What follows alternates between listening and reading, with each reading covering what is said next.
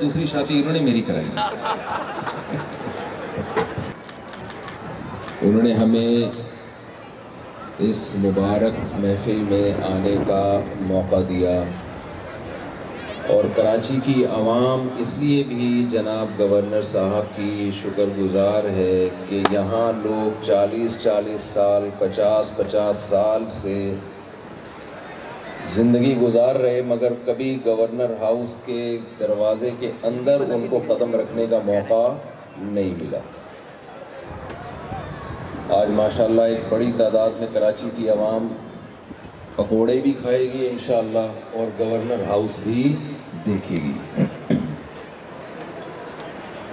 میں ویسے تو فضائل رمضان کے لیے حاضر ہوا ہوں، رمضان کے فضائل بھی ہوں گے اور تھوڑے سے گورنر صاحب کے بھی فضائل بیان کرنے کا دل چاہ رہا ہے. ہم اسی کراچی کے باسی ہیں، آپ بھی اسی کراچی کے باسی ہیں. جو ہم کراچی کا حشر دیکھ رہے ہیں وہ میرا خیال ہے کسی سے مخفی نہیں ہے. کراچی کی تاریخ میں بہت عرصے بعد ہمیں کوئی ایسے گورنر ملے ہیں جو عوامی گورنر ہیں. عوام میں بیٹھنا. ابھی گورنر صاحب سے ہماری بات چیت ہو رہی تھی تو موصوف کا محترم کا گلا بیٹھا ہوا ہے. 3 جگہوں پر سحریاں، 3 جگہوں پہ افطاریاں، لوگوں میں جانا، لوگوں میں گھلنا ملنا. ایک اپنائیت کا احساس انہوں نے کراچی کی عوام کو دلایا ہے، اور ایک تھوڑی سی امید کی کرن کہ شاید فیوچر میں کراچی کے حالات بہتر ہو جائیں. اور سب سے بڑا جو ان کا کارنامہ ہے جناب کامران خان ٹیسوری صاحب کا، آئندہ آنے والے گورنروں کو، وزراء کو انہوں نے ایک راستہ دیا ہے کہ حاکم کا کام گھر بیٹھ کے آرام کرنا نہیں ہوتا، بلکہ عوام میں جا کے، عوام میں گھل مل کے ان کے مسائل کو جاننا اور ان کے مسائل کو حل کرنے کی کوشش کرنا ہے. دیکھیے، یہ رمضان کا آخری عشرہ ہے. اللہ کی طرف سے رحمتیں اور مغفرتیں عروج پر ہوتی ہیں.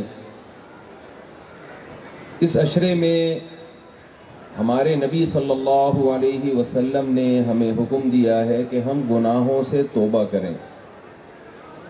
لیلۃ القدر کو اسی لیے تلاش کیا جاتا ہے کہ ہم اللہ سے اپنے گناہوں کی معافی مانگیں. خوب سمجھ لیں، کچھ گناہ تو ایسے ہیں جن کو ہم برائی اور گناہ سمجھتے ہیں، لیکن ہم سے اجتماعی سطح پہ کچھ گناہ ایسے ہو رہے ہیں کہ ہم قومی سطح پہ اس کی سزا بھگت رہے ہیں.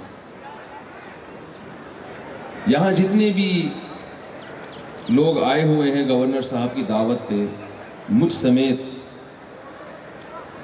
رمضان کی ان مقدس گھڑیوں میں افطار کا ٹائم ہے جس وقت اللہ کی طرف سے دعائیں قبول ہوتی ہیں. ہم سب مل کے ایک عزم کریں کہ ہم ایک اچھے مسلمان اور اس کے بعد ایک اچھے پاکستانی بن کے دکھائیں گے. اچھا پاکستانی کسے کہیں گے؟ جو اپنے ملک کا وفادار ہو. ہمارے ہاں نیگیٹیویٹی، منفی سوچ بہت زیادہ فروغ پا رہی ہے. ہم نے اپنی فوج سے بھی محبت کرنی ہے، ہم نے اپنی پولیس سے بھی محبت کرنی ہے، ہم نے اپنے حکمرانوں سے بھی محبت کرنی ہے. ہم ایک متحد قوم کی طرح جب تک نہیں بنیں گے اس وقت تک ہمارا ملک ترقی نہیں کرے گا. ہمارے ان اداروں میں اگر کوئی خامی ہمیں نظر آتی ہے تو ہم نے مثبت انداز سے ان کی اصلاح کی کوشش کرنی ہے. سوشل میڈیا پہ پروپیگنڈا کر کے اپنے ان اداروں کو ہم نے بدنام نہیں کرنا. اس سے ہمارا ملک تباہ و برباد ہو جائے گا، ملک کا نقصان ہوگا. میرا ابھی ریسنٹلی ترکی کا سفر تھا. ہم ایک ٹرسٹ کی طرف سے وہاں گئے مدد کرنے کے لیے. میرا خیال ہے ٹرسٹ کا نام لینے میں کوئی حرج نہیں، پاکٹ ویلفیئر ٹرسٹ کی طرف سے میرا جانا ہوا. وہاں جب ہم ویڈیو کے ذریعے زلزلہ زدہ علاقوں کی کوریج کر رہے تھے تو وہاں ہمیں کوریج کرنے نہیں دی جا رہی تھی. ہمیں یہ بتایا گیا کہ ہم اپنے ملک کا نقصان دوسروں کے سامنے شیئر نہیں کرتے, اپنے ملک کی کمزوری دوسروں کو نہیں بتاتے. ہم جو نقصان ہے ہم اس کو خود اٹھائیں گے, خود برداشت کریں گے. لوگ تعاون کریں ہمارے ساتھ,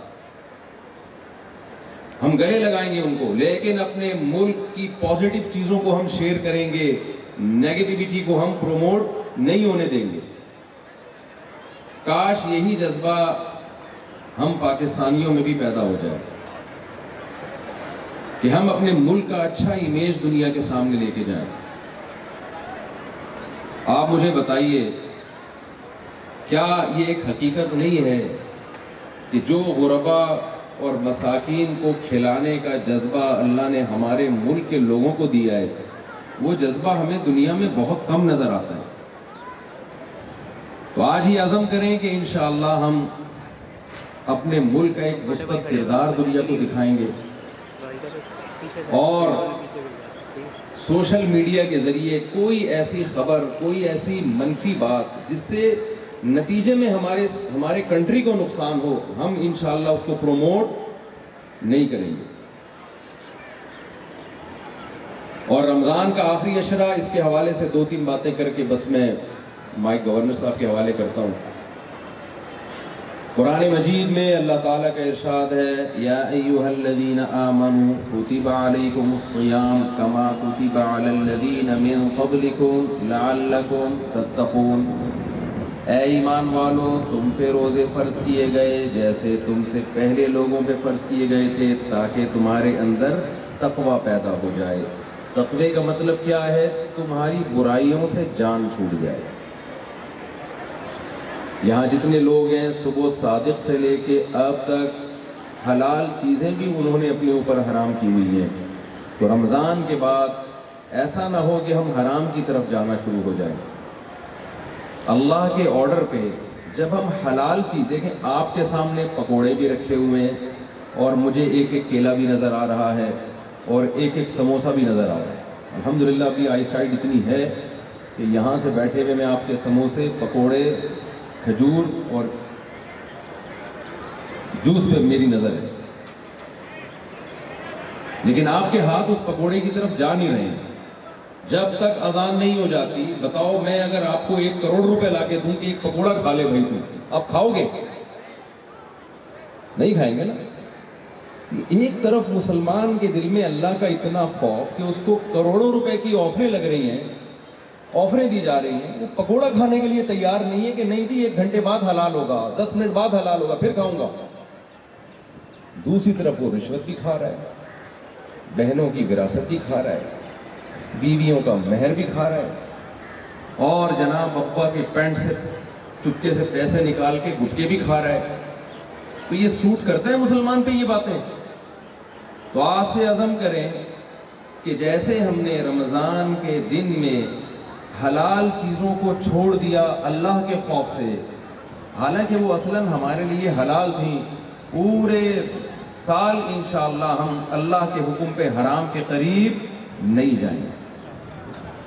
اللہ تعالیٰ سے دعا ہے کہ اللہ تعالیٰ جناب کامران قیصوری صاحب کی ان خدمات کو جو وہ پبلک کے لیے کر رہے ہیں, بہت ساری ان کی خدمات ہیں جو میں نے شیئر کرنی تھی آپ کے سامنے, کیونکہ میں ان کو ذاتی طور پہ جانتا ہوں, اور انہوں نے ہماری جو خدمتیں کی ہیں, ہماری سے مراد علماء کی جو خدمتیں کی ہیں, وہ آپ کے سامنے نہیں ہیں. علماء ان سے بہت خوش ہیں, اور ہمارے دیگر حکمرانوں کو بھی اللہ ان کے نقش قدم پہ چلنے کی توفیق عطا فرمائے. انہی الفاظ کے ساتھ میں اپنی بات کو ختم کرتا ہوں, اور جناب کامران خان قیصوری صاحب کے شکریہ کے ساتھ, اور کراچی کی عوام کے شکریہ کے ساتھ بھی جنہوں نے ان کی دعوت پر لبیک کہا. اللہ تعالیٰ اس رمضان کو ہمارے لیے خیر اور برکت کا ذریعہ بنائے, اور ہمیں اسی طرح بار بار اکٹھے ہونے کی توفیق نصیب فرمائے.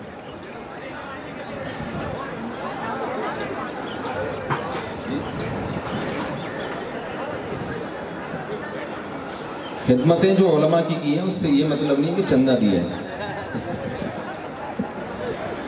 تو دعا کر لیتے ہیں. اچھا دعا کے لیے